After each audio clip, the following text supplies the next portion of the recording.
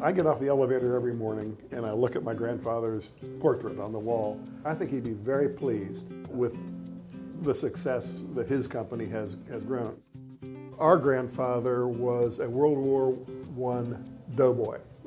He and three friends went over to Europe to fight in the First World War. He was the only one who returned.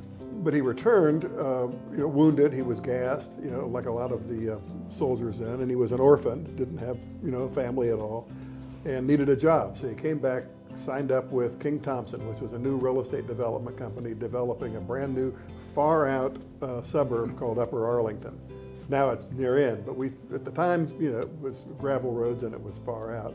He built a significant number of the homes south of Lane Avenue in what is now Old Arlington. And that was the genesis, the beginning of the company. In 1928, the bank block was the first retail center that was done. The bank block in Grandview, what he had, 2 grocery stores at one time. Yeah. He assembled it, it was 2 grocery stores. It was the first time that there was off-street parking, and it was in the rear of the shopping center, which was, at the time, new. It's still there with a plaque with his name and his picture that indicates that it might be the actual first shopping area of its type in the nation. And the reason for the bank block was that he needed some reason. It was a sales assist, because the housewives who were the decision makers in buying a house didn't want to buy a house in Arlington because it was too far out. Yeah. Way away, you had to hop in your Model A, you had to drive downtown on gravel roads, and that's where the shopping was. He thought, well, let's move the shopping to the people, and that'll help me sell houses. So lo and behold, much to his surprise, the bank block in the Grandview Avenue shopping district was a profit center. So therein lay the genesis of the shopping center in the retail industry. Later in life, Paul Harvey was quoted as saying, Don Casto, or the man, changed the shopping habits of the free world as we know it. In the late 1940s, Town & Country opened as one of the nation's first conventional retail shopping centers. It was called the Miracle Mile when it was originally built, and there was Penny's and S.S. Kresge, and they used neon lights, which was a first. It was unique because they had illuminated parking lots, so there was night shopping. And there was, much to everyone's surprise, Saturday shopping. Women didn't work in the workforce back then, and as much, and so they shopped during the week. The men couldn't shop, so he thought, let's open up Saturday. So he convinced all the retailers to open Saturday.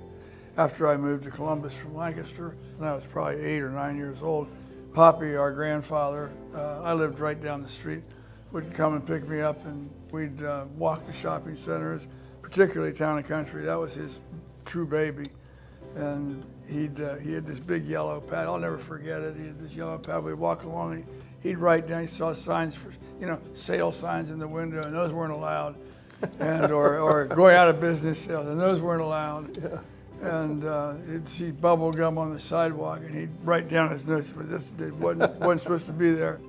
Let's rewind a little bit back to the 1940s, because it's important to understand that there was an enormous build-up demand for both multifamily, for any kind of residential, multifamily or single-family housing. And all the factories in World War II had been converted to wartime production. So there was, you couldn't make bathtubs, they were making tanks. There were no lumber plants, everything was geared to war production. And all the men, not all the men, but a substantial portion of the male population was abroad fighting a war. So all of a sudden they all come back in the late 40s and early 50s. So there was a tremendous market demand for residential. Our grandfather started building the first apartment complex in the 50s. They acquired an enormous piece of ground on East Broad Street at James Road and developed a relationship with I think Frank Brown and Howard Copeland, who understood apartment development, and together they developed the Mayfair Apartments, which were 300 or 400 units of apartment buildings that helped that demand. And part of the equity capital for that development came from building and selling homes. In the 1990s, our growth was accelerated by a relationship with the Chester Soloff Company, and then that was quickly followed by an expansion into the Carolinas and Florida. Our product types down there now are, we do retail still, but not nearly as much as we had done in the past or thought we would be doing. And our product types now are vacation rentals. And we realized that there was a first mover advantage. Here we are, Siesta Key has the most beautiful beach in the world by many standards. People want to have weddings down there. There's no place to stay. And so we thought, there's maybe an opportunity here if you really build something nice. Now, by the end of this year, we'll have 50 ultra-luxury homes. In the 2000s, we redeveloped the Winter Park Shopping Center, which propelled us into the future of mixed-use development.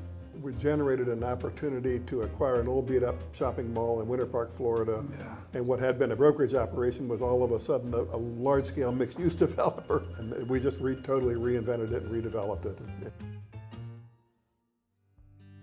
In the early 2000s, the company expanded into different markets in different states. You have to be nimble in this business. What you did 3 years ago isn't any good now. It doesn't work today, yeah. And so you have to be open to new thoughts, new ideas.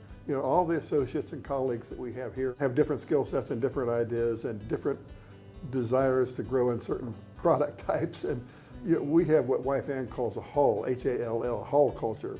And it's just somebody sticking their head in your office saying, hey, have you thought about doing this or doing that? This is a very creative business, and it's one where creativity doesn't happen unless you're really together. Right. And so that's part of the nimbleness we have, is that we just like each other, we like working together, we like doing things, we like having new ideas. The question is why did we morph from a hierarchically managed pyramidal family company? Okay, and it's really not complicated. Frank and I came to the conclusion that if we wanted to grow, okay, we couldn't grow a family company. We basically just set the trust portfolio aside, basically the family company, and started a new company. We wanted a culture that was basically a family company culture. It's just a different family, a bigger, broader family. We treat each other as family, we treat each other as equals, we share the wealth. It's just a team. Yeah. The average tenure has been, 9 years? And the overall experience that we have in the organization is over 3,000 years. So that's remarkable.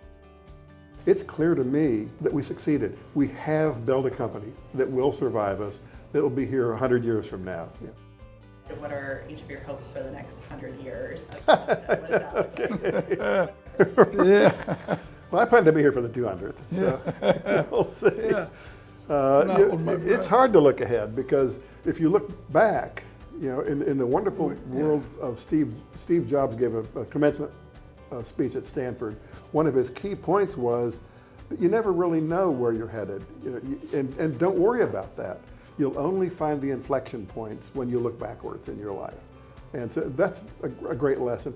That's sort of true of our business. I look back at the inflection points of the growth of our business. I didn't know they were coming, and I didn't plan on them. Yeah. It just happened. And so I don't know what's going to happen in the next 100 years, but I hope I'm here to see part of it anyway. I can't tell you where we'll be in 100 years, or 50 years, or 10 years. So I know it's going to be great, but it's going to be driven by, first of all, the market. And second of all, the people here. So, and who knows where it'll be. But I hope it'll be something that everybody here takes ownership of and enjoys and takes pride in.